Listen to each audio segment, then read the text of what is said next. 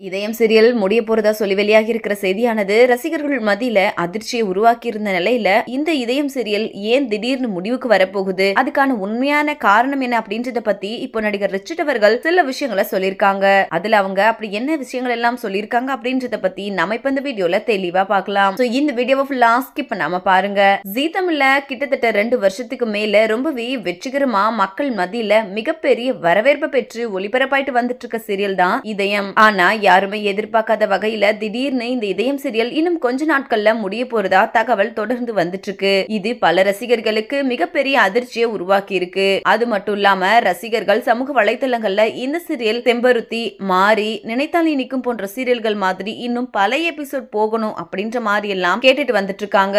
இந்த நிலையில இந்த சீரியல் முடிவுக்கு வர என்ன காரணம் அப்படின்றத பத்தி ரிச்சர்ட் அவர்கள் என்ன சொல்லிருக்காங்க அப்படின்னா, இந்த இதயம் சீரியலுக்கு ஸ்டார்டிங்ல இருந்தே மக்கள் நினைச்சதை விட அதிகமான ஆதரவு கொடுத்திருக்கீங்க, அதுக்கெல்லாம் நான் நன்றியை சொல்லிக்கிறேன். ஆனா இந்த இதயம் சீரியல் இவ்ளோ சீக்கிரம் முடியும்னு நானும் நினைச்சு கூட பார்க்கல. இந்த சீரியலுக்கு ஸ்டார்டிங்ல கிடைச்ச ரெஸ்பான்ஸை பார்த்துட்டு கண்டிப்பா ஒரு 1200ல இருந்து 1500 எபிசோடாவது கொண்டு போவாங்கன்னு எதிர்பார்த்தேன். ஆனா கடைசியில ஒரு 1000 எபிசோடு கூட போகாததுனாலதான் எனக்கு ரொம்பவே கஷ்டமா இருக்கு.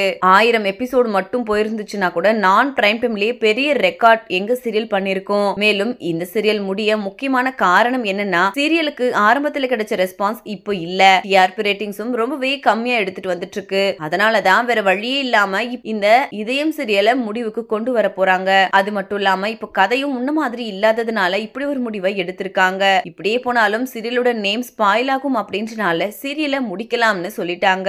ஆனா இத முடிவுக்கு கொண்டு வந்துட்டு கையோட சீசன் 2 வரப்போகுது. சீசன் 2க்கான ஸ்டோரி என்ன, அதே ஸ்டோரியா இல்ல டிஃபரெண்டான ஸ்டோரியான்னு ஆதி கேரக்டர் இருக்குமானோ பாரதி கேரக்டர் இருக்குமானோ என்னால இப்போதைக்கு வெளிப்படையா சொல்ல முடியாது. கூடிய சீக்கிரமே உங்களுக்கே தெரிய வரும் அப்படின்னு சொல்லி முடிச்சிருக்காரு. இந்த வீடியோவை பார்த்துட்டு இருக்கிற நீங்க நடிகர் ரிச்சர்ட் சொல்லியிருக்கிற இந்த விஷயத்தை பத்தி நீங்க என்ன நினைக்கிறீங்க அப்படின்னு உங்களோட கருத்துக்களை கீழே உள்ள கமெண்ட் செக்ஷன்ல ஷேர் பண்ணுங்க. மேலும் இது போன்ற பல இன்ட்ரெஸ்டிங்கான அப்டேட்ஸ் தெரிஞ்சுக்கொள்ள நம்ம சேனலை மறக்காம சப்ஸ்கிரைப் பண்ணிக்கோங்க.